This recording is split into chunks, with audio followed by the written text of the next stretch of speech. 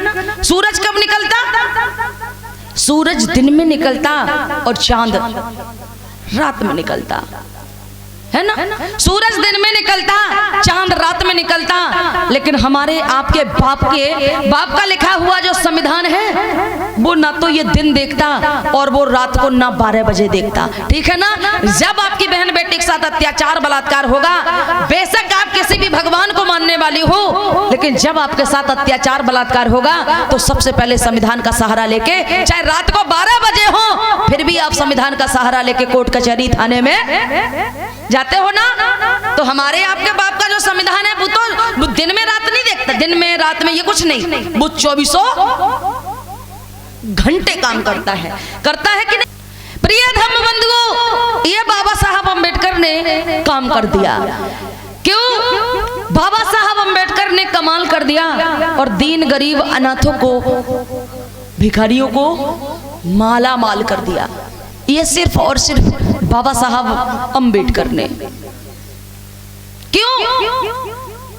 कि जैसे जो वाल्मीकि है संविधान से पहले 1950 से पहले, ठीक है ना, 1949 को ये 26 नवंबर 1949 को ये संविधान बनके केवल और केवल तैयार हुआ, लागू 26 जनवरी 1950 को ये हुआ, ठीक है ना।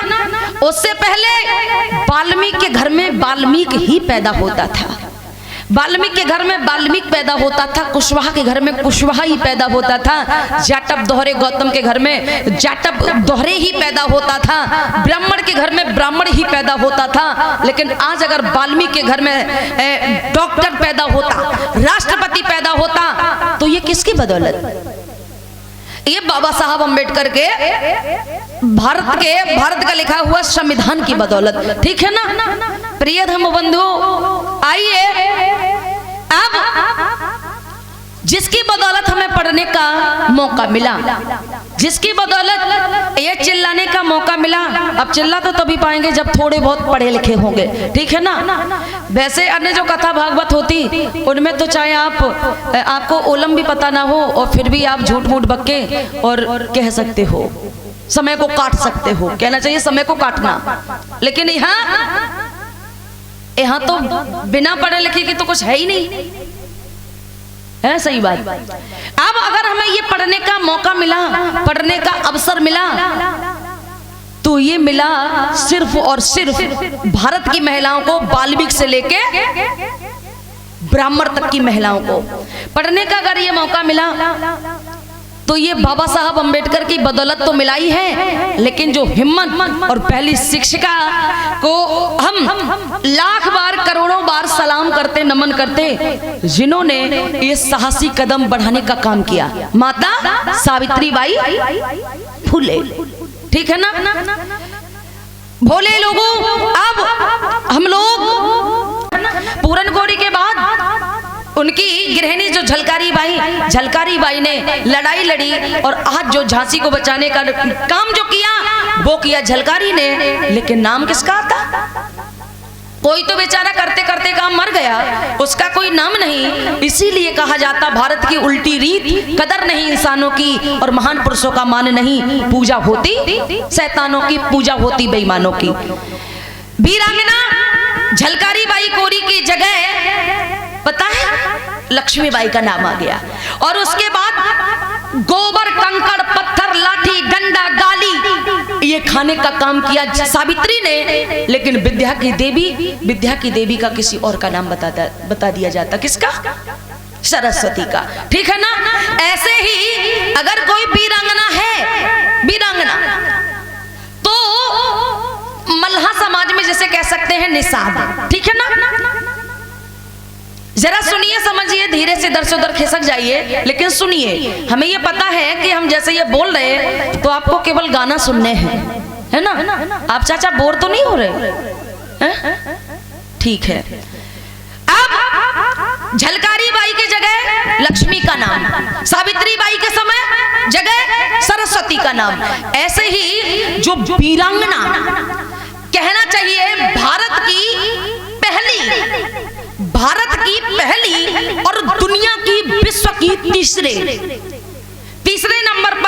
वाली वीरांगना का नाम जो होता है वो होता है फूलन देवी। फूलन देवी भारत की क्या भी महिला, पहली, भारत की पहली और विश्व की तीसरी महिला के नाम से जो जाना जाता। सही मायने में अगर किसी ने बदला लेने का काम किया, जो फूलन देवी के साथ बलात्कार किया ना कुछ लोगों ने, और उसके बाद में बलात्कार करने के बाद बेचारी को नंगा करके गांव में पानी भरने भेजा, चुन चुन के बदला लिया लोगों, और एक लाइन में खड़ा करके 22 लोगों को गोली से मारने का काम किया। और सही बदला जो लिया वो फूलन देवी ने लेने का काम किया था। ठीक है ना। मरते मरते विक्रम मल्लाह ने कह दिया था कि अगर ये बदला लेना मैंने सीखा तो ये फूलन देवी से सीखा है, कह दिया था उसने।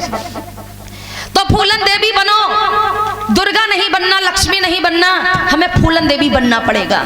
लेकिन आज की हमारी बहनें बेटियों से जब दुपट्टा नहीं संभाला जा रहा तो भला आज की बहनें बेटियां तलवार कैसे पकड़ेंगी, है ना। ये सोचो कि रक्षाबंधन मनाने से, राखी बांधने से अगर मेरी सुरक्षा होगी तो भोले लोगों, जब अभी मणिपुर में कांड हुआ था ना, मणिपुर में, तो क्या वो महिलाएं भी तो रक्षाबंधन मनाती होंगी? उसका पति बेचारा बॉर्डर पर लगा और उसकी पत्नी के साथ में, बहने बेटियों के साथ में अत्याचार बलात्कार हुआ। ठीक है ना। ये वही देश जहाँ रक्षाबंधन मनाई जाती और वहाँ बहने बेटियां के साथ बलात्कार होता है। भोले लोगों आइए, आज मैं वही विद्या की देवी महान माता सावित्री बाई फूले का इतिहास बताने वाली हूँ कि किस प्रकार से अपने पति ज्योतिबा फूले के साथ में उन्होंने किस सन में और कैसे 1848 में पुणे में महिलाओं के लिए पहला स्कूल खोलने का काम किया था, पहला स्कूल खोलने का काम। ठीक है ना। ये शिक्षा से संबंधित मैं इसलिए कहानी बताने वाली हूँ, इसलिए सुनाने वाली हूँ कि हो सकता है कि हमारे बताने से कुछ और अलग प्रभाव पड़े बच्चों पर। ठीक है ना, मेरा ये मतलब है बताने का। हो सकता है कि मेरे बताने से कुछ अलग प्रभाव पड़ जाए, अलग समझ में आ जाए। आइए मैं आपको वही बताने वाली हूँ, वही मैं सुनाने वाली हूँ। एक बहुत सुंदर सा आप मेरे साथ में गीत गाएं, बोले, और उसके बाद में सीधे हम लोग उसी कथा कहानी की तरफ चलते हैं, सुनेंगे और समझेंगे।